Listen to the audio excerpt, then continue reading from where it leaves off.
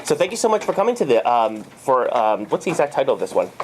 Well, you know what it is since you're here, but we're going to talk about safe routes to school and health, education, built environment. I mean, that's why I'm into, our real, when we were putting this together, our real goal, I think, is to show you how vital and important safe routes to school programs are and all of the myriad array of benefits that they provide. I mean, and one of the things that's so awesome about safe routes to school is how many sectors that it works with. My background is in public health and working on public health policy, and I was doing that for like 10 years, and during the course of that time, it became more and more clear to us that really, when you're talking about things like health disparities or community health, health of neighborhoods, of society, cities, societies, that really you have to be looking at different sectors. You can't just be looking at what I mostly was doing at the time, like healthcare settings. You really have to be looking beyond that. So I came into this movement not through. I know a lot of people have come through like other routes, like from being teachers or from educational perspective, or from being bicycle enthusiasts. And so for me, it was like coming from a healthcare background, realizing that actually people that we were trying to advocate for were suffering from diseases like obesity and diabetes, and a lot of that was a result of the environments that they lived in. And so that's how I became involved in caring so much about this issue. So one of the things, that's basically the thing that I'm most passionate about this field, is about how people have come to it from such different angles, because they're all kind of seeing the benefits of it from their perspective, and all of us working together on it, I think we're making this huge, really huge difference for children. And so my presentation, we have people here from, I'm based personally in San Francisco, so we have like mostly those of us up here are based in San Francisco, San Mateo, Palo Alto. So we're going to give you a lot of information about safe routes to school in a very condensed format. So actually, my PowerPoint's a lot lengthier than I'm going to talk about. So I'm going to kind of breeze through it. And if you see something that's interesting, if we have time to take a question about it, I can go back to it, or I can provide it to you, and we can. And probably one of the speakers will talk about that with a little bit more detail. My role, I'm with the Safe Routes to School National Partnership. If I didn't quite say that, I just said I was with Safe Routes to School, but my role is to work on safe routes to school programs. Technically throughout Northern California, though mostly right now with an emphasis in the Bay Area. We're trying to work a little bit more, particularly in the Central Valley. But for the most part, I'm working in the Bay Area to try to connect. I guess one way of describing it would try to connect safe routes to school programs in the Bay Area with policy that's happening at the more regional level and policy happening at the state level, because there's so many changes.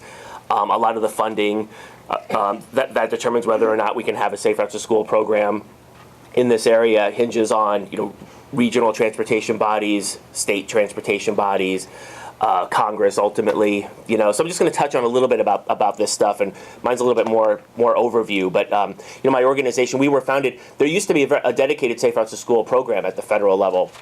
And this is why it's so important to have advocates out there, because, despite all of our best efforts, we weren't able to keep that federal program from being folded into another federal program transportation-wise. So that's created all these ramifications right now that, for a while was really putting safe routes to school funding in jeopardy. And we've been lucky because we've had advocates like other people from my organization and people who've come and advocated. We were able to basically save it at the state level, which we'll talk a little bit about. But other states aren't as lucky, and there's probably going to be, because of real policy decisions that were made in the last couple of years, there's going to be fewer safe routes to school programs if you're looking at it nationally. But if you're looking at it more from a state and local perspective, I think we're getting it here, and because of ambassadors like all of us. There really is a lot of proven information about the benefits of walking and bicycling to school, and even like small amounts of activity, you might be surprised. Like there's a lot of literature that there are real health and educational benefits to even small amounts of physical activity. So some people maybe dismiss a short walk to school, but actually that can really provide a lot of benefits. And again, I'm not really going to go through a ton of the studies, but as I said, we're really. I came into this in part from working in a field where we were working on racial and ethnic health disparities primarily, so health care for communities of color and low-income individuals, and really like the statistics are really alarming about the trends of diabetes and obesity that are happening, and there's also just a lot of great evidence that programs like the ones that you're going to hear about can really make a difference in that. And then for populations that aren't suffering from health disparities, the health improvements are even actually greater often. So we have a lot of literature. Really used to say this all the time, that life expectancy is actually essentially more or less going down for certain populations and dragging it's not going down exactly, but it's really plateaued. And I know, like, when a lot of us were growing up, it was just kind of an assumption that life expectancy would keep going on, and if you could live long enough, you could just keep living even longer. But that's actually not what we're in fact finding, particularly with certain populations. Lifespan is going down, in fact. And so this is where so on average it's still going up slowly, but we really need to make a difference. And Safe Routes to School programs are the kinds that can do that. Just going through the slides a little bit. Again, like we have a lot of literature on at my organization's website, which we have at the end. Again, more and more studies coming out just with the health benefits. I'm not going to read them. It's just statistics, whatever, they go over my head, but they're there, so we can if you're interested in them. Safe Routes to School programs. One of the functions of my organization, and there are other groups that do this too, is to provide technical assistance to programs on the ground. And you'll hear a little bit more about these 5 E's, but this is kind of the main structure of Safe Routes to School programs, just to give a little bit of an umbrella. And certain funding sources fund different pieces of this. So that's another thing. If you're an advocate pushing for funding, it's really important to try to make sure you can find ways that programs can actually access all of these pieces. This is where I'm gonna just zip through. The last, they said if we signed up, you would send us all this by. Yes, I will make sure that the PowerPoints, particularly, like I said, mine's much more meaty than I have time to deliver, so I'll be able to send it, and you can have specific questions. One of the things that, as a best practice, just to emphasize too, that whole little spiel I was giving in the beginning about Safe Routes to School programs, bringing all kinds of different sectors like public health, education together. If we're giving TA for some place starting it up, we often say the first most critical step is just bring people together. Essentially, we'll couch it in different language, like form a task force or have a community meeting or a town hall.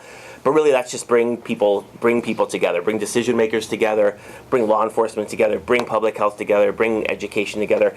People really are understanding why this is so important, and people will come to a meeting. Obviously, we've got a lot more infrastructure here, but it's really just to show that this is really the concept of the beginning kernel of Safe Routes to School programs, bringing people together, looking at policy at all different kinds of levels, at the school level. You get it. Let me just forward a little bit since we're running out of time. So let me just talk a little bit about the. We do a lot of work. So my organization, we do a lot on policy, which I know often gets kind of boring, but I like just kind of at least just starting off or ending with a little bit of discussion about the important policies that are going on. I mean, last year, the Safe Routes to School program was really in extreme jeopardy, and we really did nearly lose it. Now, when I say nearly lose it, there's a little bit of hyperbole there, because you could have still applied for Safe Routes to School funding, and you might still have been able to get it.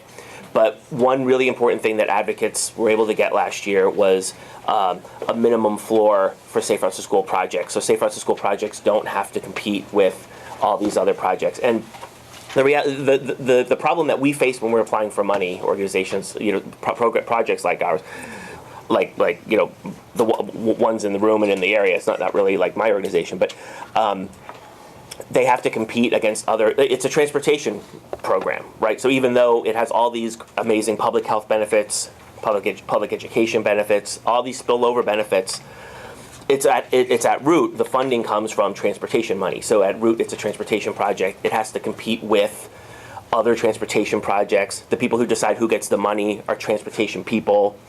you don't have people there saying, oh, but you know what, there's all these public health benefits.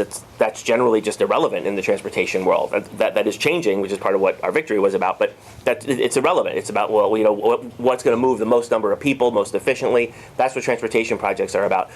Safe Routes to School programs are small. They on paper, they benefit fewer people directly on paper. It's really hard for them to compete in this field with like a giant highway project, right? I mean, let's just use as an example, or even just a larger active transportation project. It's really hard to compete, and so it was really important to get specific criteria in the. So, but basically, what I'm trying to say, long story short, the state reorganized everything last year in the beginning of this year, and some really great victories were made. That the funding is going to be funneled. There's going to be a lot of help toward disadvantaged communities, towards Safe Routes to School programs, smaller communities. Public health departments can directly get money for this now. Education departments can directly get money now. Don't have to go through a public works agency, which you had to be before because it's transportation money. So some really great changes, and we're going to be doing some, my organization with a lot of great partners like California Walks, Rails to Trails, Transform. In fact, I mean, a lot of great organizations. We're collaborating on a whole series of workshops around the state because Safe Routes to School programs that have been funded in the past, it's all kind of different now. So there's a lot to learn. And there's a lot, like I said, there's a lot of great stuff in there. It was really scary. There was, it was a little bit of brinkmanship, but it's really, we're really jazzed about it right now. And the important thing, though, is that there's such a fast turnaround. We want to make sure Safe Routes to School projects know how to change, what they need to change, what the positives are, so that they're prepared. Because I think we have the possibility of getting a lot more good programs out there. So we're going to be co-hosting workshops. There's at least one. There's two up there that I've listed. These two are at least happening. The San Jose one is slightly tentative, but we're 99%. So I'm putting it up here and announcing it. It's local here, so I want you to be on your guys' radar. Email me before you show up, just to be sure. But you should register anyway. You But have our email. You need to. yes, I need to. I will take the responsibility to do that, just because it's up there if you're writing it down.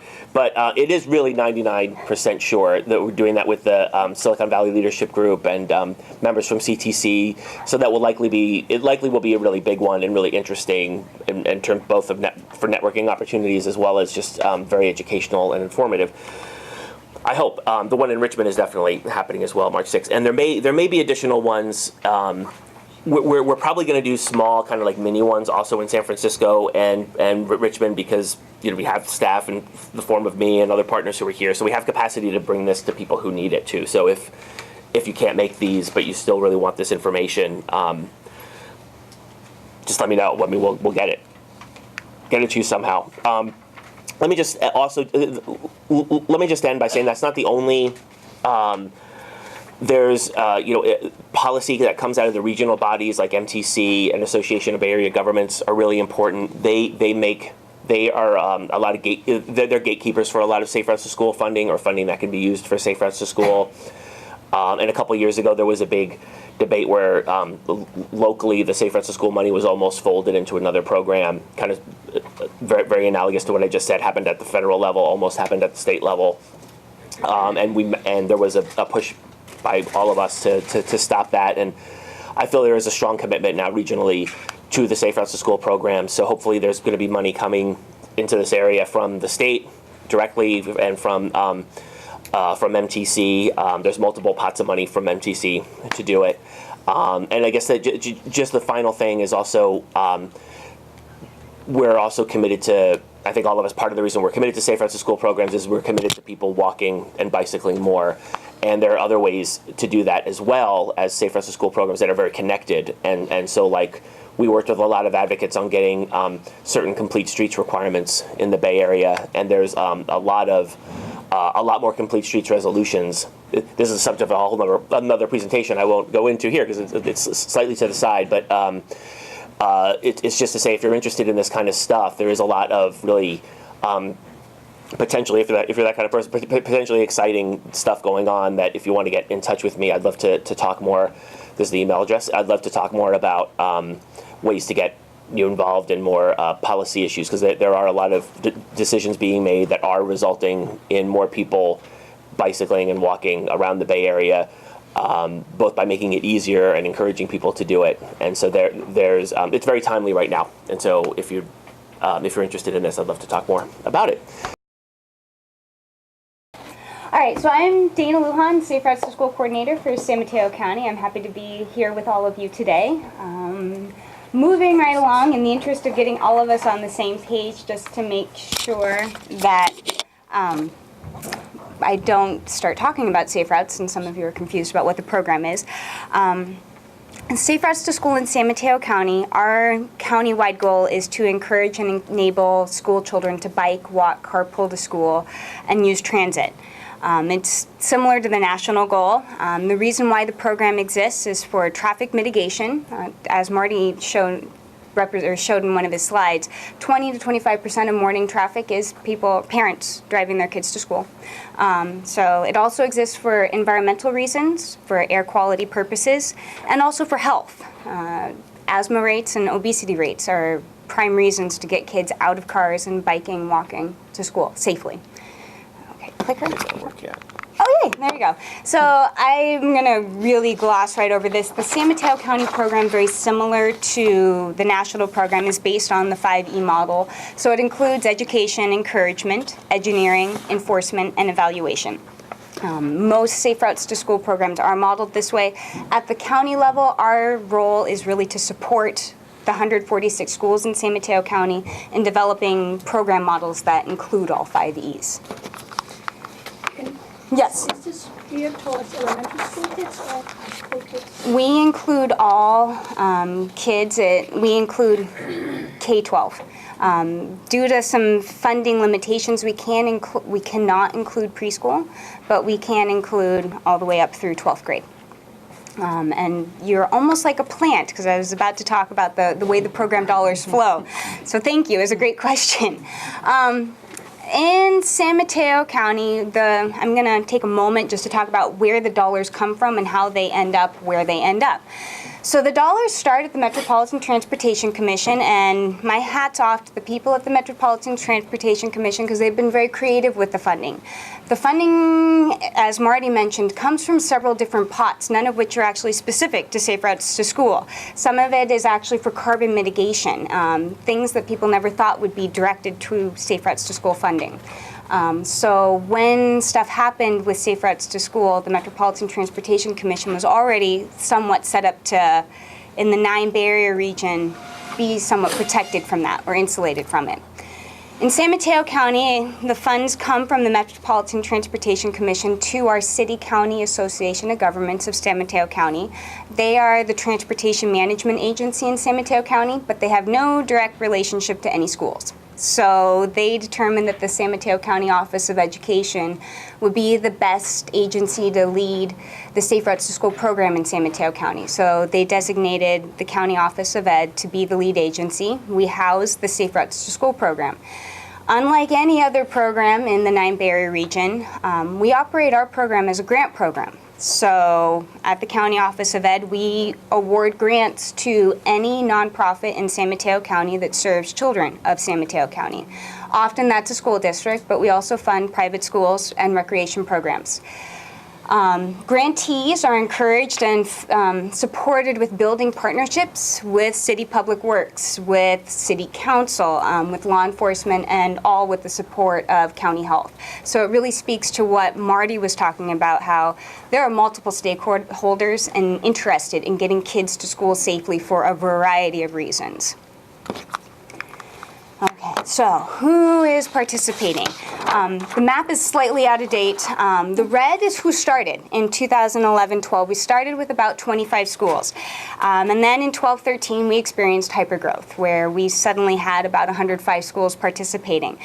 This year we have all the red and all the green, plus one of those gray holes has been filled in. Because it is a grant program, school districts have the option to participate and not participate. It can't force anyone to fill out a grant application.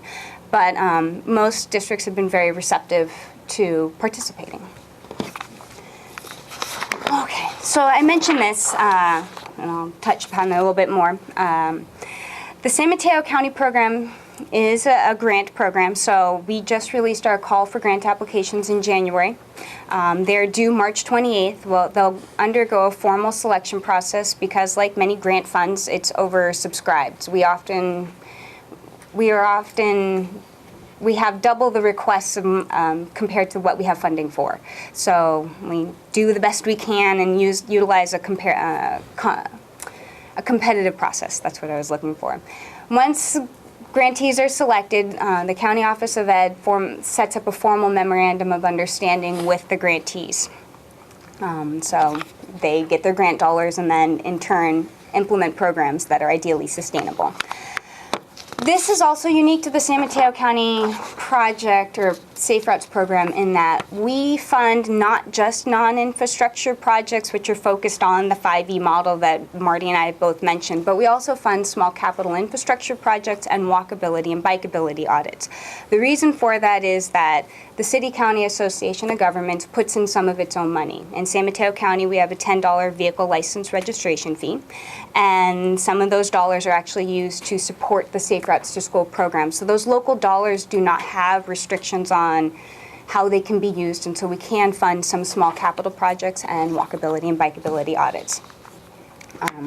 At the county level, once you are awarded a grant, grantees are not just left on their own. There's a comprehensive support network to make sure that grantees can develop programs that are sustainable and engaging. So we really have two kinds of partnerships. We have ongoing partnerships like County Health. That's just an ongoing collaboration. I have a policy advisory committee and they provide input. The ongoing partners provide input on things like how the grant application is formed. We also have ongoing partners to help school districts with providing education. So Silicon Valley Bike Coalition, Peninsula Family Wise, Safe Moves, Wheel Kids.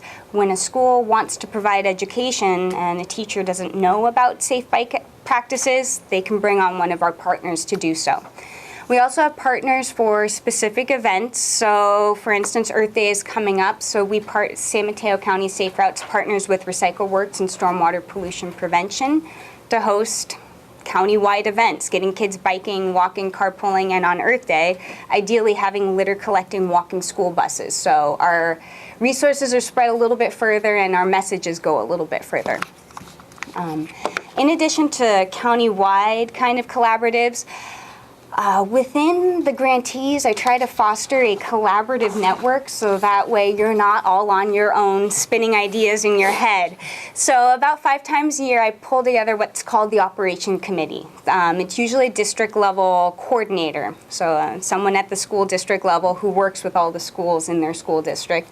I pull together all the district level people who are running safe routes, and it's an opportunity to provide professional development on things like I had a walk audit, now what? So I'll invite city public works people to come talk to them about how do you reach out to public works and what do you do once there's a walk audit? Where's the dollars to engage the changes? And then it's also just a time for district level people or grantees to collaborate, because often when you're in a school district, you're the only one with that job. And sometimes you're viewed as tangentially related to education, so you need someone to bounce ideas off of. And that's what I pull the group together for. In addition to the county collaborative and the implementer collaboration, the County Office of Ed also offers a lot of resources. So we have a bike blender available for checkout. We just unveiled a K-5 educator guide that was collaboratively developed with Alameda Safe Routes to School. This middle school educator guide is just about to come hot off the press. That's the nice thing about being at the County Office of Ed is I'm very familiar with the Common Core state standards and next generation science standards. So writing a curriculum guide that's aligned to the standards and pulls in safe routes, that's what I know. We build the partnerships with approved vendors, that way schools don't have to look for that. They can just go to a list and say, boom, that's what I need. What's a bike blender? A bike blender, great question. That's a very good question. So it is it's a bike powered blender. It's a bike with a blender on the back, and so when you pedal, it mixes smoothies. It's not for margaritas, although that joke comes up every time. The blender that's powered by the bike. But I thought it was just maybe a name or something. Our approach has been relatively successful. We data is showing that awareness of the program is increasing. So data is representing that awareness of the program is increasing, and kids are actually getting out of cars. So the number of kids who are being driven is slowly coming down. So it shows that our efforts are making an impact. But I imagine I can talk about the county level, but many of you are probably wondering what implementation looks like. So what does a grantee actually do with the dollars and the resources? That's really up to the grantee. So I'm going to actually turn it over to Karrie, who is one of the district leads. Okay. Okay, so my name's Karrie Passalacqua. I am from San Mateo-Foster City School District, and I oversee the Safe Routes to Schools program. So I'm going to talk about what we have done in our district with the Safe Routes to Schools grant funds. So a little background about our district. We have preschool programs at 7 of our school sites, transitional kindergarten at 8 of our school sites. There are 20 schools within our school district. 15 are elementary, 1 is a K-8, and 4 are middle schools. On top of that, we have 2 cities. We have San Mateo, we have Foster City, we have year-round schools, we have traditional calendar schools, and we have magnet schools. So there's a lot in our district. 3 of our magnet schools have no attendance area. So that means that the kids that live in that area are assigned to another school and are bused to that other schools, and the families that want to go to those 3 schools have to apply. So that also creates another challenge for walking and biking to school. So I'm the wellness coordinator. I was hired to oversee 2 grants, Safe Routes to Schools, which I'll talk about today, and then the Healthy Schools Initiative. That is from Peninsula Healthcare District, focuses on nutrition, health, PE, counseling. We have a wellness task force and wellness liaisons, which I'll talk about as well today. Safe Routes to Schools, we have the 5 E's. So we have created our whole program based on these 5 E's, including the education, including encouragement, including engineering, including enforcement, and evaluation throughout our program. So we started with Safe Routes to Schools last school year. We started with the Safe Routes to Schools survey. We started it with in the beginning of the year in September, and then we did the survey again at the end of the school year. We surveyed the parents, asking them, how far do you live from school? What is your mode of transportation to and from school? What are the challenges about walking or biking to school? If we did increased things about stranger danger, would you walk or bike more? And then the student survey was just about the mode of transportation. How do you walk to school and how do you go home from school? Safe Moves is a company we used last year with our bike education. So they did rodeos where they set up pretend towns, and the kids learned how to walk or ride their bike through the pretend town. They also did assemblies, they did parent education pieces, so that was our education piece. We were able to purchase incentives, so we have water bottles that say Safe Routes to Schools, stickers, bike locks, pencils, so many different incentives to try to encourage students to walk or bike to school. We also purchased some incentives for the teachers, a reusable bag as an incentive for doing their survey and trying to help just encourage them to encourage the students and families to walk or bike to school. Some of the materials that we purchased some banners that were reusable banners to promote events for Safe Routes to Schools, bins to store those banners in, vests to wear for people and flags for different events. In terms of engineering, we have 20 schools, so we split it up and did 10 of our schools in the first year doing walk audits. So we worked with the outside engineers, and we worked with the police department and public works, the principal, myself, and some parent stakeholders. One of our schools, we did have students participate in the walk audit, and we observed the drop-off or the pickup to see what are the behaviors, how are kids dropped off, how are kids picked up from school. And then also the infrastructure around the school to see, is there things that need to be improved to make it safer for kids to walk or bike to school? And then the engineer takes all those findings and creates a report, and then gives us recommendations of what we can do to improve the infrastructure around the school to make it safer.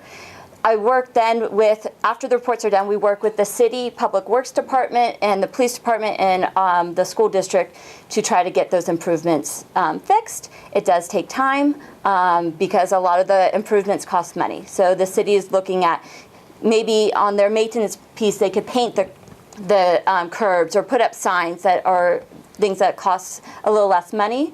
But when you have to put in the flashing lights, for a crosswalk, that costs a little bit more money. So going out to the for grants to get that. We also had all 20 of our schools get suggested routes to school. So those are just a map that is on our district website now, as well as out to the families on suggested ways to come to school.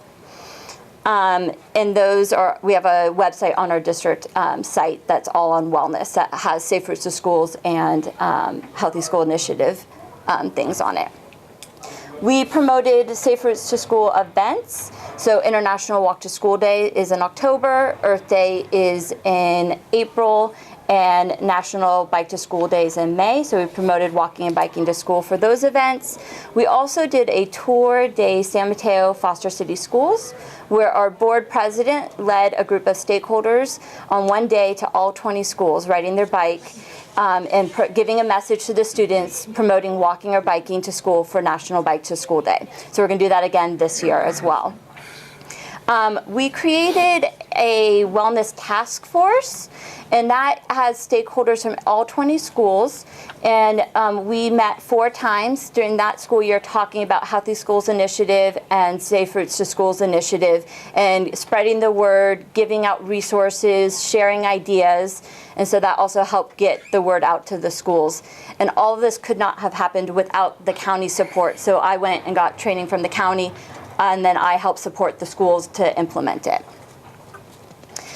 So we were lucky to get the money again this school year. So we continued with similar things and slightly different. We did a survey, this time only once at the beginning of the year. This year we're working with Silicon Valley Bike Coalition. They do pretty much the same thing, the walking and biking education, rodeos, assemblies, parent ed. We have Peninsula Y Bike, which you'll hear about in a little bit, and doing some bike clubs with our 2 of our middle schools. Incentives, the same kinds of things. Materials, the same kinds of things. Just anything that is needed to make it possible to have events. Flyers, copies, anything that I can do to help support the schools. Making those flyers, making the copies, sending them to the schools. So all they have to do is put it on their website, send it out. This year we started Safety Patrol. So we purchased some materials to make that possible. So we have a few school sites that were interested in having Safety Patrol. And that is just helping with either the drop-off or pickup, helping move the cars along, helping kids get out of their car, into their car, helping students cross the street. So Daina and I went out to those schools. We did trainings for the students that were interested and helped them get that program started at their school site. And so all the materials were ready. All they needed to do is have the schools buy in and wanting us to be there. We did the remaining 10 school walk audits this school year, so now it's really, we have 20 schools trying to get those things implemented with the improvements. The task force continued, so 4 meetings this school year. And then this year we added wellness liaisons. So that's 1 teacher from every single school site that meets with me every other month. And that is another way to help spread the word and get programs into the school. They take the information back after our meetings to their staff meeting at the next staff meeting, sharing that with their staff. And again, we had county support. So how do we keep this sustainable? You know, we are focusing on those 5 E's, having that task force, having the liaison groups, having the school support, the district support, the county support, all makes this possible. Keeping those surveys to give us information on what we can do to improve, continuing to have materials for encouraging students to walk and bike to school. We have the engineering reports now that we can take back and work with the cities to make those improvements, to make it safer for kids to walk and bike to school. We have partnerships with both San Mateo and Foster City, and actually one of our schools is County of San Mateo, so we have County Public Works as well, working with the police departments and public works departments. Both Foster City and the City of San Mateo at their council meetings this past year adopted Safe Routes to Schools resolutions. So they are in support of the Safe Routes to Schools plans. Our district is creating a Safe Routes to Schools board policy. It's a draft form right now, and it's going to be going to our board for approval, so that will help with keeping programs at our schools. We have created, or we're in the process of creating the county office, the school district, the city of San Mateo, and Peninsula TV. We're creating a Safe Routes to School video clip that will be posted on the website and be shared out to families, giving ideas about what is a Safe Routes to Schools program. So that's hopefully will be done this school year. And then we worked with both the police departments, San Mateo and Foster City, and the district to create a joint safety traffic letter, which went home to all the families at the beginning of the school year, talking about just safe behaviors of driving around a school and how to drop off and pick up your children. So that was given out to all the families at the beginning of the school year. And all of this is possible because we had the grant funds and then just spreading that word. And I think that might be it. We've got a minute for questions, for either of you. Questions for San Mateo? If anyone has any? I have a question. Yes. What's the size of the grant to your school district? So our first year, we were granted $300,000. Our second year, we could only get up to $100,000, and we got $90,000. So we're working on $90,000. We are lucky. My position is funded from Safe Routes and from the Healthy Schools Initiative. So we have two kind of grants that kind of overlap in a way, working on health. You mentioned the police at Yes. the very end. Do they have extra patrols? So both San Mateo and Foster City are very different. And so they try as much as they can to patrol. But it's money. It's hard to have them out there every day. And so they come out as much as they can. Because, you know, when my children were little, they always went to school on their own. I don't remember taking them anyway. Yeah. My granddaughter in the 80s, I took her. So it's just, you know, unless you have a real group of parents getting together, it's always this, didn't you mention outside murderer coming in, kidnapper or something? Yeah. And Yep. we read it in the papers, people Yeah. trying to pick up kids and take kids. Yeah. And so it would be great if... We're looking at trying to start like a walking school bus. We have at one of our school sites a walking school bus where they have parents that meet at a certain location and walk their kids. They do it only for the International Walk to School Day, so I'm trying to get them to take that on a more regular basis. And try to get other schools to get on that as well to help with a group of people walking together in more of a safe environment. I just talked to somebody who had their children in Germany, and she said, don't have to worry, they could, 10, 11 years old, they get dressed, go downstairs and catch the bus Yeah. to school. I don't think we would really do this here, you know. It's a so- different environment. Yeah. Certain school districts have school buses. Well, yeah. Do you do the bike bus too, or just the walking We one so haven't far? done that yet, but that's something that we are looking into as well. There's This an is- organization in Marin that organizes one up in Tiburon, Yes. so. It really varies. San Mateo County is very diverse. I mean, we Yeah. have areas where kids ride horses to school still, and we Right. have highways running through some of our towns. Right. So there are communities where bikes are huge, and what is it? One of our schools, some 60% of kids arrive by bike, and so Yeah. there are bike trains through that community. Other communities, bikes are not quite as big, and so we're Yeah. trying to still reach that tipping point. Yeah, it'd be interesting at looking at what why are some successful? Because we have some neighborhoods where you would think that you'd have a huge ridership, and you don't. And Right. like, what are the barriers and how could you mobilize? Where do you live? In Menlo Park. Yes. Actually, Richard, I think had. Oh, I'm sorry. Right in front of And then we'll go to you. Is your, And then we'll your go. education guide, is that available? Yes, the K-5 Educator Guide is available on the San Mateo County Office of Ed website, so it's www.smce.org/SR2S.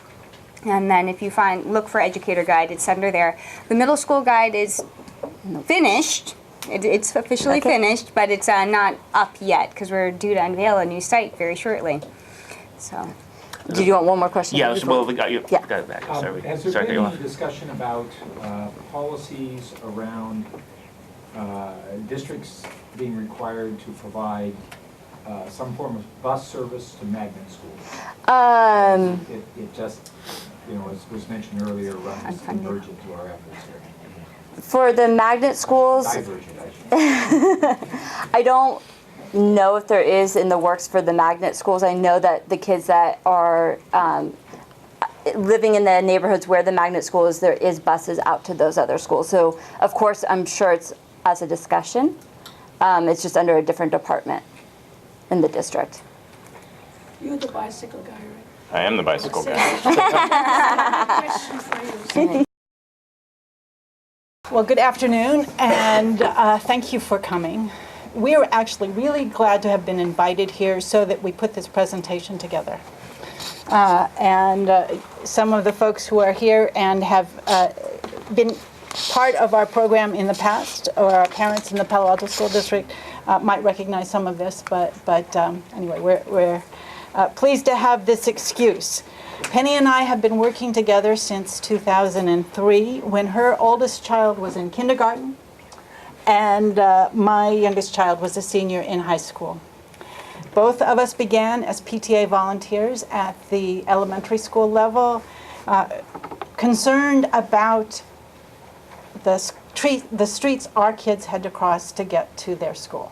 And I think that's a lot of what brings people into this. So we are going to give you a different point of view from the trenches. And also I started in '93, actually, in terms of anything that could be called today Safe Routes to School activism.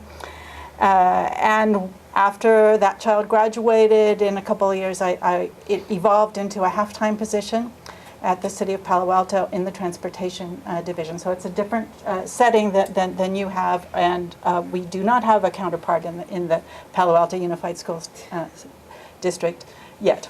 So what we want to do, some of you have heard about some of the successes that we've had. We want to tell you a little bit about what we've learned, how to make programs work, and actually the goal being to change behavior, to change school commute behavior. And I do want to mention that a lot of what you're going to be hearing about our new stuff is funded by a wonderful grant that we got from the VTA, Vehicle Emissions Reduction Based at Schools program, without which we would not be able to take them on, and which allowed Sylvia Starlack to come on as an assistant, a great sanity saver. So when we started, in the 80s and 90s, Palo Alto's story was not that much different than anywhere else in the country. The same type of trends that were leading to decrease in walking and biking to school were happening for us. We had more than half of our elementary schools closed. We had magnet schools drawing from all over the city. And the elimination of school busing, which played a major role in what happened. But the point being, longer school commutes, many of them across busy roads, were what both elementary and secondary school parents were facing. So one of the decisions we made was to not do guilt trips. More families, more often, any mode that reduces trips benefits everyone. Was the approach we tried to take. We discovered really early on that the schools were really not designed for parent drop-off. Our kids used to walk home for lunch and come back on their own. And the other kids who lived too far to walk home for lunch were coming on buses. That doesn't happen anymore. We had a lot of enrollment growth. So what happened by 2006, we begin to see, all right, so that's the national trend, results in our elementary schools based largely on volunteer efforts. Working with PTA volunteers, sometimes really as supportive principals, but where we were in 2006, 44% of our kids were walking or biking to school on good weather days in the early fall. That's what the green is here. We also had 10% coming by bus or carpool, which was actually lower than it had previously been. And 46% being driven by solo family cars, down about 10% from what it had been before. So where did we start? We started with education and evaluation. The real precipitating issue was that Palo Alto Unified School District made a decision, the Board of Education made a decision to shift the 6th graders from elementary school to middle school the same year that they also decided to eliminate middle school busing. And that the city council was proposing to eliminate the bicycle education that existed in the schools at that time, which was pretty minimal. This was a great organizing issue. We didn't realize that at the time. We just said, wait, you can't do this. So what resulted was, this was our, this was what was behind the fact that we sat down with the school district and were granted in-class education time in the 3rd grade for 2.5 hours, 3 different lessons. And then we added what we call a bicycling life skills refresher in the 5th grade before they go to middle school, and then the fire department came and talked to them in the 6th grade once they got there, and talked about how they didn't want to see them on the street with the paramedics. Then, in addition to bringing in the education, we did a lot of studying existing conditions. And this actually went on and on and on. So we became very, very well educated. The PTA traffic safety reps, you're going to hear a little bit more about them. That's what these parent volunteers in each school evolved into.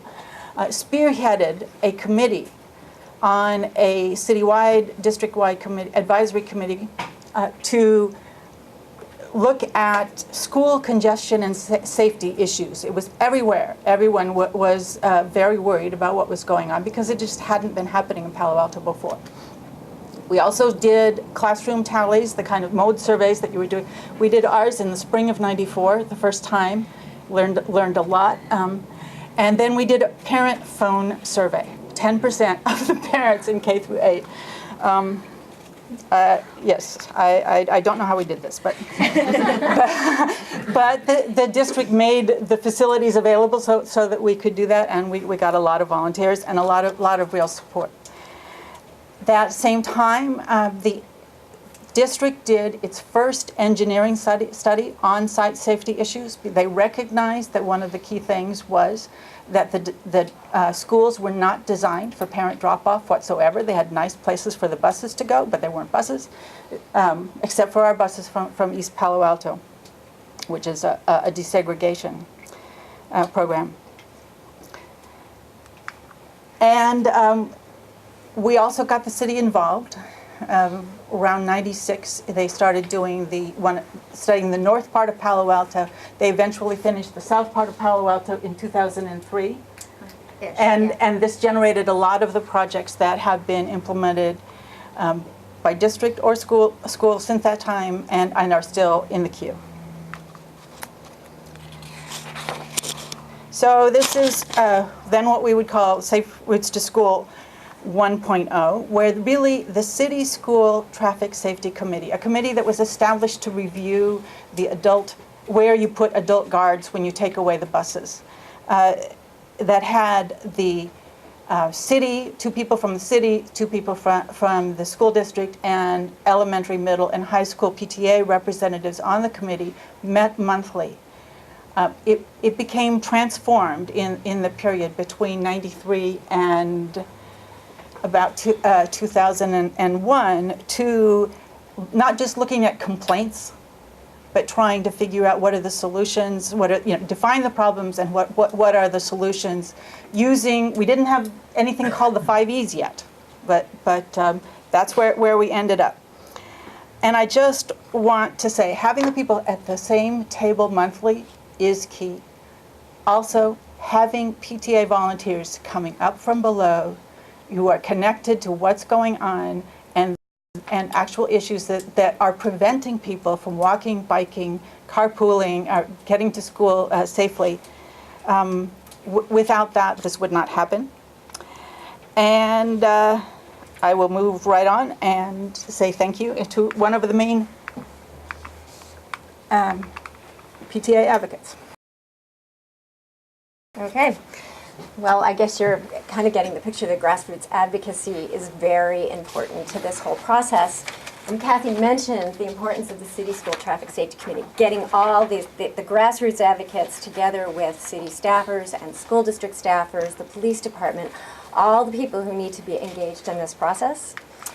And that partnership was formalized in Palo Alto through a resolution that was passed by our City Council and our Board of Education to create a Safe Routes to School partnership between the City, PTA, and Palo Alto Unified School District with the goal of, first of all, making a commitment to a comprehensive approach to safe routes to school problem solving using the 5 E's, but more generally to create and sustain a partnership that would reduce risk to students going to and from school and encourage more families to use alternatives to solo driving.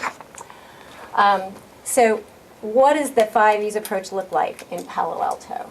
We teach, of course, lifelong traffic safety skills, and you can see the array of classes that are offered, but what that looks like in Palo Alto is a developmentally appropriate program that recognizes the cognitive and physical abilities of children at various ages and offers them skills, starting with pedestrian safety skills, moving up to bicycling skills as they get more proficient. So we introduce a 3rd grade bike program that's very intensive in 3rd grade, where kids actually get some on-bike experience that gives them practice with the skills that they need to avoid the top 5 reasons for collisions of children under the age 14.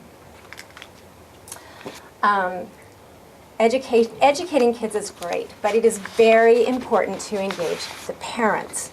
Parents are your primary educators. They're the ones who are walking with your elementary school kids back and forth to school, and hopefully they're being good role models. Hopefully they're wearing their helmets, they're remembering to signal, they're remembering to remind their child to look 4 ways at an intersection, do all those things that we're teaching them in school. So keeping those folks in the loop about what we're teaching them, and also providing classes for the parents who feel less confident about their knowledge of bicycling skills. It's important to help them understand what it is they need to teach their kids. But the most important part of engaging parents and getting them out there with their kids is that parents build confidence when they see their child building competence on the road. If you're out there every day with your child and you see that all of a sudden Johnny's got it, it's a habit now. He's at an intersection, he looks 4 ways, he knows to watch for the signal.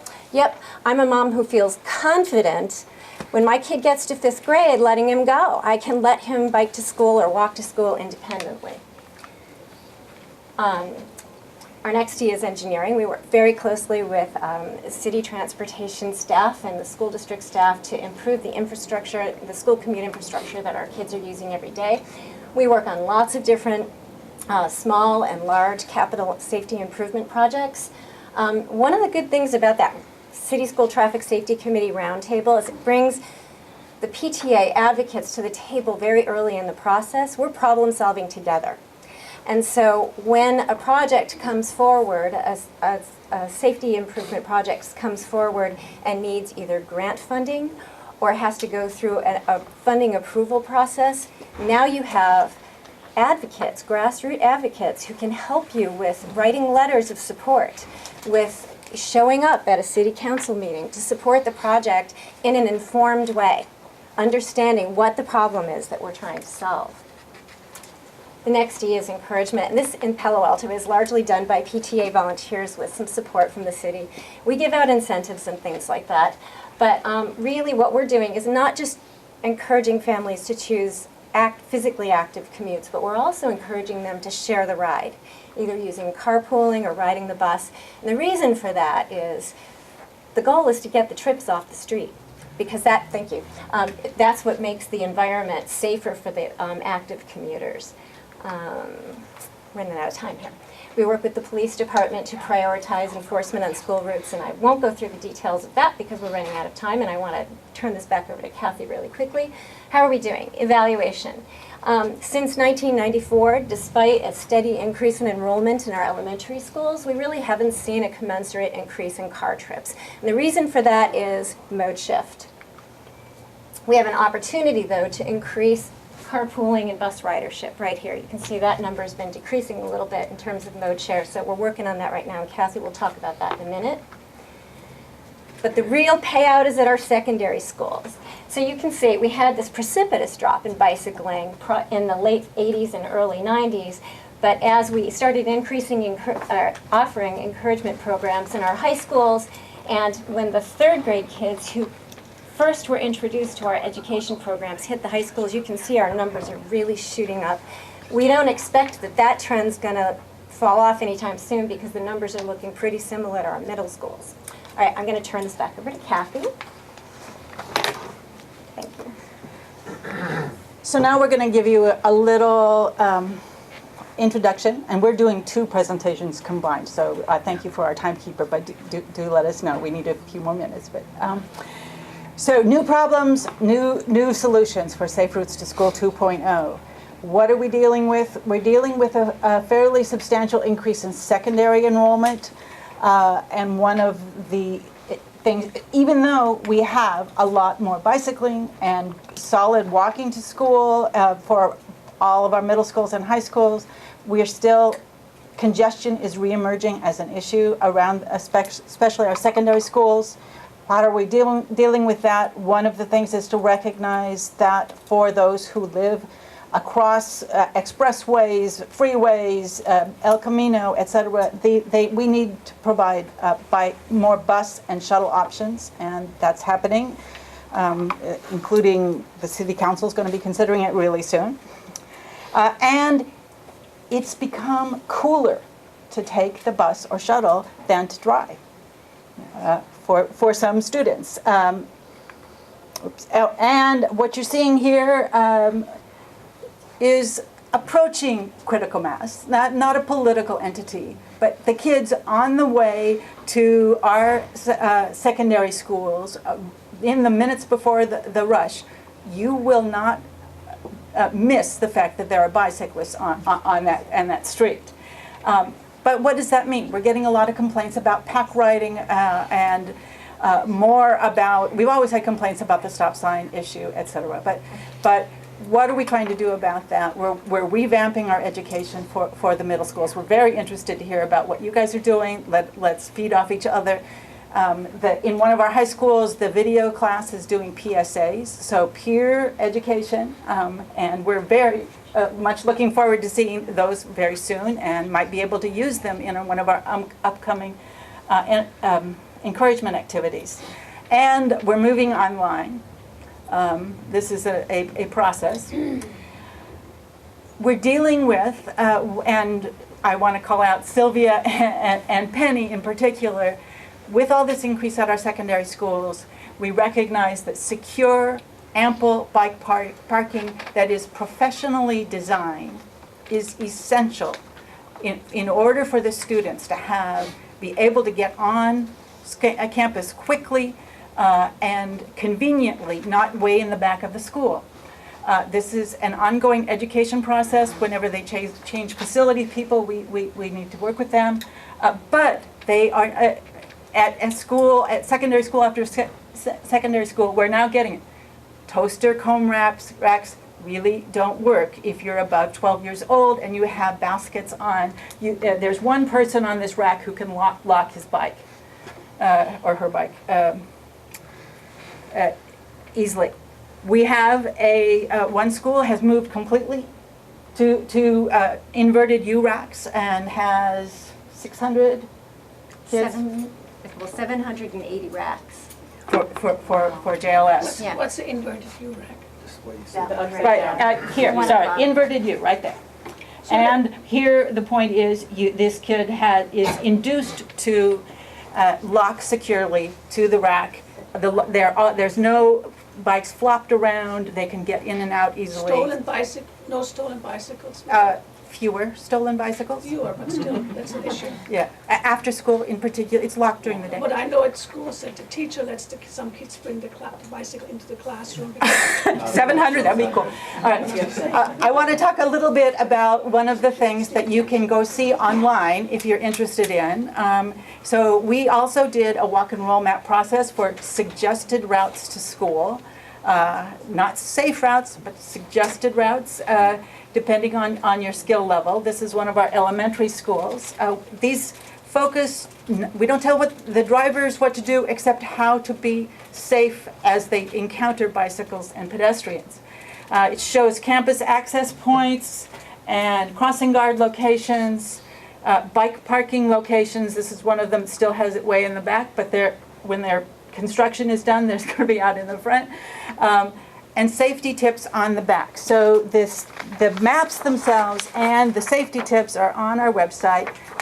If you have got this handout, you've got how to find us, and we welcome comments.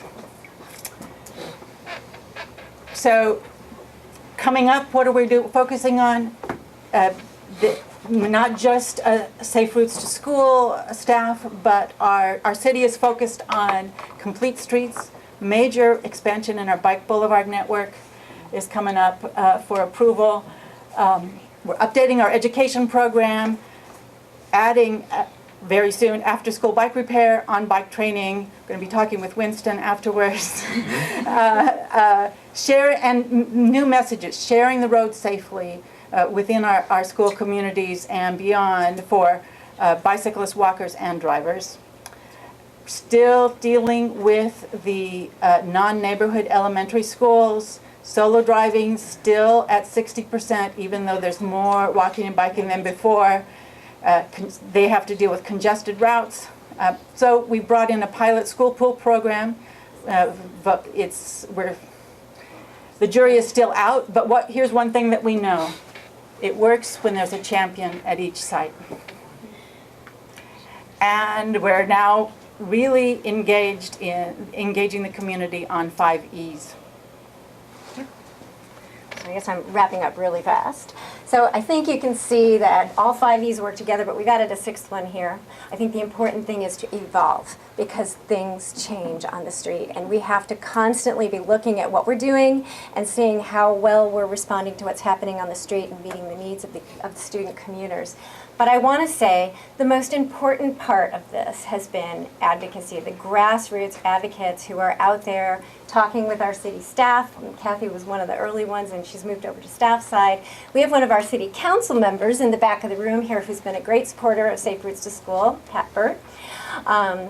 And building relationships with our representatives at the school district, our elected representatives at the city, building relationships with the people in the police department and the transportation division, and on the school district side, who have a voice in improving facilities and improving enforcement, and having this sort of recursive problem-solving process where we all share ideas is hugely important to our success, and that monthly meeting carries us forward. It keeps us disciplined and moving in one direction. Thank you. I think that's it. Think that's done? Awesome. Well, so many questions? Questions? Yes. Could you say what single thing you think made the biggest difference in the high school? Because the high school thing, you have the driving problem. They can drive because they get their licenses and stuff. Oh. And so what I heard about the education early on, but is that out of all the things that you're doing, what thing or things do you think made the biggest difference? And is there peer pressure going on now to keep them doing that, you know, because like there's other places where kids are just saying there's just no way I wouldn't drive. I'll take a crack at that because my kids were going through high school when there were 200 or fewer kids biking to school, and now we have 800. So there were 10 years when we really were wondering, will we ever have any success at the high schools? And I think we can say is that doing the education early on, we actually do not have any penetration of education programs, official in-class education at our high schools, or after 6th grade, actually. So hitting them early is good. Of course, kids who come in. Do you have tailored incentive programs like for that high school kids? I'll let Penny talk about that one. But it was when the kids who had gone through all of the education programs, including we added pedestrian safety early, when they got to high school, that is when it really started going up. We hit 400, we thought, wow. Yeah, we keep expecting it to plateau and then it doesn't. So, I don't know. I'm not sure how far we're going to go. Right. But student leaders early on were, in the 2005 level, were involved in changing attitudes as well. And Palo Alto's a big green place. That helps a lot. Kathy, can I add one thing? Please.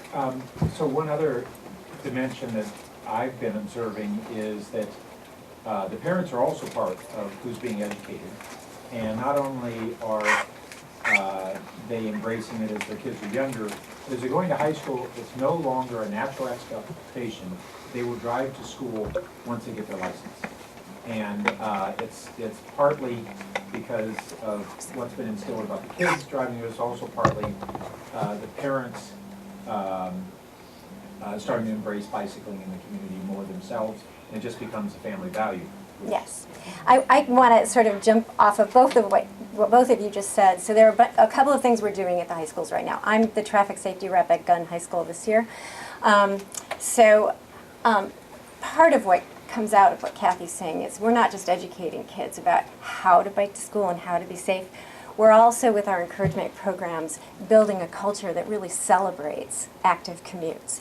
And we're doing that very early on. And it continues. It goes from sort of an educational thing in elementary school, and in middle schools, it's like a big party. You know. So on Walk to School Day at JLS, when I was the traffic safety rep there, we did a really big event with terrific prizes and loud music, and it was a lunchtime. It was a morning event and then a lunchtime event. There's a big thing. It's celebrating the kids walking and biking to school. At Gunn, there are a couple of things that are going on. One is when kids drive to school, they pay to park. And the money that they pay to park is used to offset the price of VTA bus passes for the kids who opt to use transit to get to school. So that's one thing that we're doing. Another thing we do is a monthly encouragement event we call Pedaling for Prizes. We get volunteers out there, and it's different every month. Sometimes we're raffling off prom tickets, things that would have value to high school students. But the most important thing about the incentives is not the thing that you're giving to the kids. And this is true starting in kindergarten all the way up. The important thing is that you have this thing that you're handing to the kid which enables your volunteer to connect with them personally and say, look them in the eye and say, thanks for walking to school today. You really are making a difference. That's the thing. Hand stamps work. You don't have to buy stuff. This is really about, human connections and showing appreciation and gratitude for doing something good. And that is what really builds the culture. We're talking about active transportation, and we've been doing a lot of sitting. So while I introduce myself, those of you who want to, stand up. Yes! Because we've been doing so much sitting at this entire conference. So, before I launch into my presentation about why bike, let me tell you a little bit about myself. My name is Winston Parsons.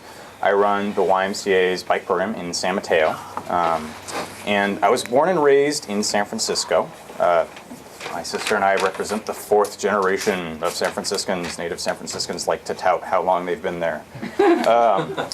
And I didn't really start getting into biking or anything like that until late in high school, early in college. And there were two things that really prompted it. And the first was I went on a spring break trip to down south, I forget what, national park. And one of my friends picked me up. We went to his house in North Hollywood. I woke up the next morning, wanted to go get some breakfast. And I walked outside, and there were no sidewalks. And this was the first time I'd ever encountered this. And I saw people walking with their strollers with kids down the middle of the street right next to the parked cars, and it made my blood boil. Someone failed tremendously when they designed that, and everybody was suffering as a result. The second thing, which got me passionate about transit and bicycling, was about my grandmother. I grew up with my grandma. She was a parent for me.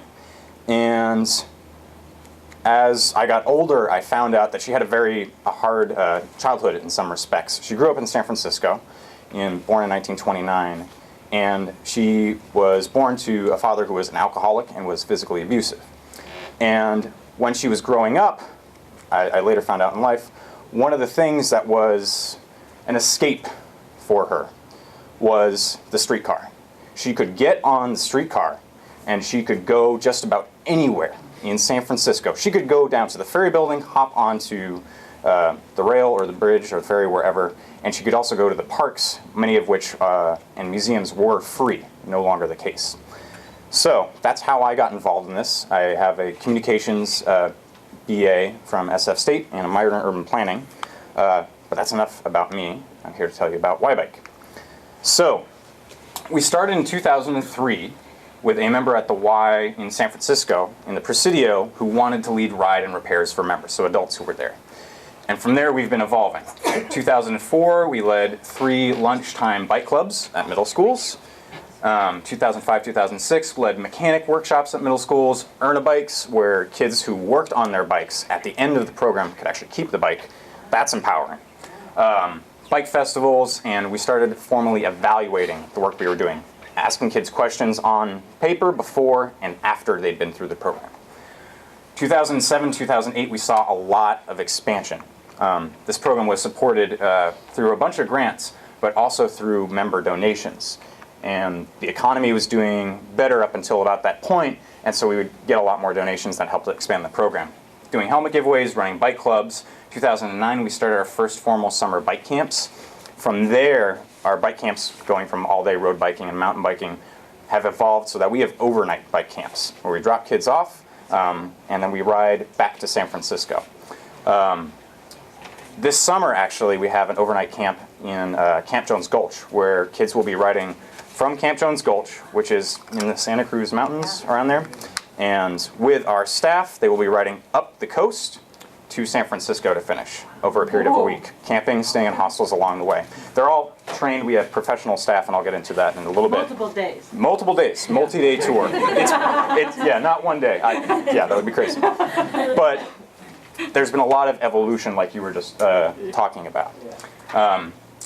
In 2009, 2012, we had PE programs that we were running, and PE departments started buying their own bikes, getting shipping containers on sites, and buying those fleets of them bikes for themselves, and eventually we trained them to run the program. And now we're at the Peninsula Family Y serving San Mateo County and in Marin through a grant from Spare the Air. That's what's funding our after-school bike clubs here. Way the bike club works, I'm going to focus on this. This is our bread and butter, so to speak. We have 12 kids that can join a bike club, typically run it through an after-school program, ideally 6 boys, 6 girls, but it's whoever we can get if it's less than 12 kids. And we start out on the yard.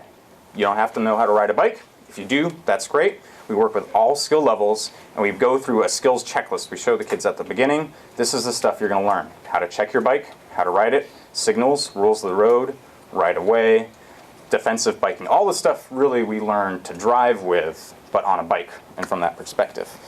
All the equipment is provided, bikes, helmets, maps, and water bottles. They get to keep all of the ladder except for the bikes. Someday I will have the budget for that, but not right now. They get to keep all that at the end, and we meet for 16 sessions. And so it's pretty intensive. So we start out on this yard, and once we have owned those skills on the yard, we move onto the road. We start in the neighborhood nearby the school, practicing staying out of the door zone, all the skills like that, and then progress to going on little adventures, really.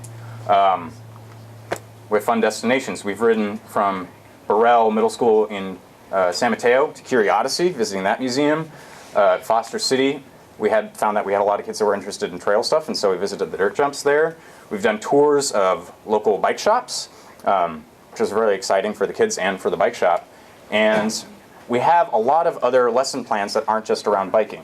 Transportation alternatives, locking your bike, and nutrition as well. So we give the kids, for one of our lesson plans, a budget, normally about $10 or so, to buy snacks, split them up into groups. We go to a local grocery store, they have to buy snacks that are healthy, and we talk about nutrition. It's pretty fun, and they make awesome pictures. A little bit about the staff. So this is us right now. It's literally two of us, myself and my colleague Andy, who are running the program in San Mateo. I'm a league cycling instructor, so I've gone through a long gambit of training to be a professional bicycling instructor. There is such a thing. We're also CPR, first aid, and child abuse prevention certified, so the Y puts us through a lot of trainings to make sure these kids are safe. I also used to tap dance. Demonstration, please. Didn't bring my shoes today. Andy, who's not here today, but is our most recent addition to our staff, biked across the Netherlands this summer and recently got a degree from SF State's Urban Planning Department. And I think the thing that's really important when you're thinking about a program and you're thinking about the staff that you want is you want passionate individuals who are passionate for their own reason about biking and other stuff like that. You can teach the safety stuff, the best practices and all that, and I'm going to go into that, but it's really the excitement that they have and what they want to be doing. We also do PE, rodeos, safe routes to school programming, but right now our bread and butter is after-school bike clubs. This is a map of the areas we have served in San Francisco, and this is a little bit out of date, actually.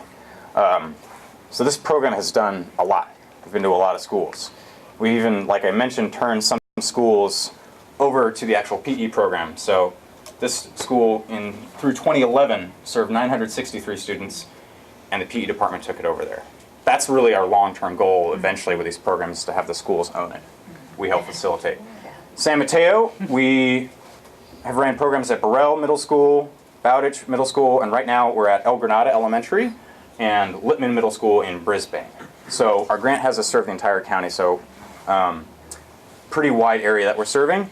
And when we go and select a school that we can go to, at least for this grant, one of our requirements is that they have a fairly high or higher than others reduced or free lunch percentage of students that qualify for that. We do all this within the framework of youth development. I think this is really important, so I'm going to highlight this. The things we emphasize and are intentional about in our program: physical safety and emotional safety, relationship building, skill building, and community engagement. Whatever program you are doing, unless you do these things, it will not last with those people, with those individuals. And these are the skills and the things that we need as youth and even as adults to be successful and to be happy and healthy. So physical safety. The on-road and off-road, when you're working with kids in the classroom, is equally important. We want to be visible, we want to be predictable, we want to be aware. We talk about what that looks like, lane positioning, stuff like that.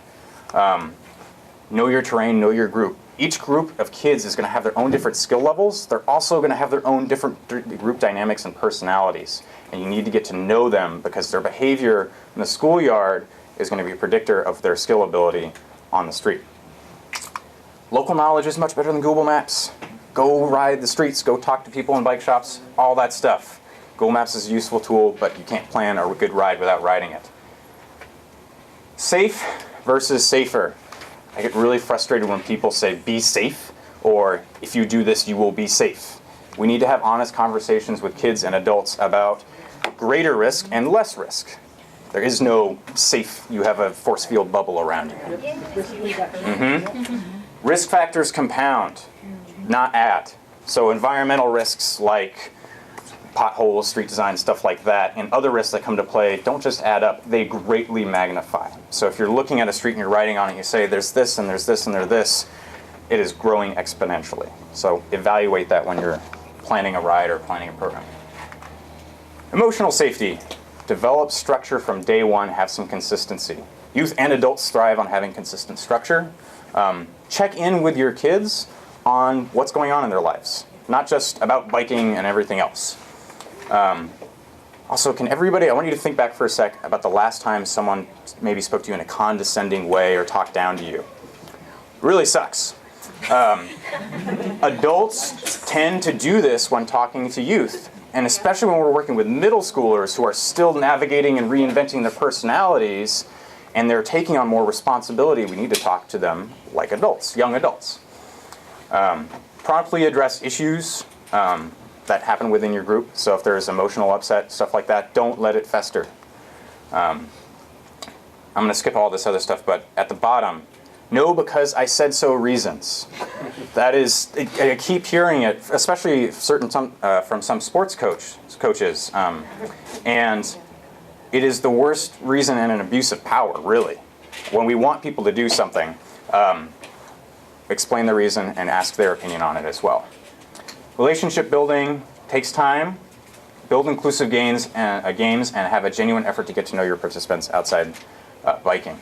And use teachable moments. They can be your best teachers too, if they are open to that. So we teach kids all these skills, and we make sure that they have the time to teach it to their peers.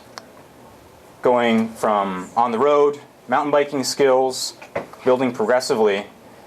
And this is a great picture. This is one of the last things I'm going to leave you with, because Isadora here is really excited, but also kind of scared about tackling this ramp, but really wants to do it. That's a great feeling. We want to help facilitate that. So we are there helping support them if they're about to fall, making sure that they can do those things. And then they get successful at it. And then they feel like that. We also do bike shops, earn a bike programs, teach kids all sorts of skills related to biking, and we have them teach programs peer-to-peer, like one of the things that you were talking about, to their classmates. They even teach some of our adults, like our associate director, what to check before they ride their bike. We engage with the community, but we have some challenges, and that's where we need your help. This is a map of one of the areas that we bike in, and there's so many disconnected bike infrastructures. But you and the kids in our program can help fix that, okay? I think it's Margaret Mead who said that a small group of committed individuals are the only ones who've changed anything, and that's true. We have a bunch of partners at the City of San Mateo, County Office of Education, and I'd like to leave you with a quote actually from my colleague in San Francisco. Someone asked him, or told him, "Oh, this is good, you're getting kids off the street and doing this stuff," and he responded, "Actually, we're doing the opposite, we're getting kids onto the street." And that's really important because we're reframing our relationship with the outdoors, whether it's pavement and concrete or trees and trails, and if we do that successfully, our families, our kids, our communities will be healthy and happy. Thank you.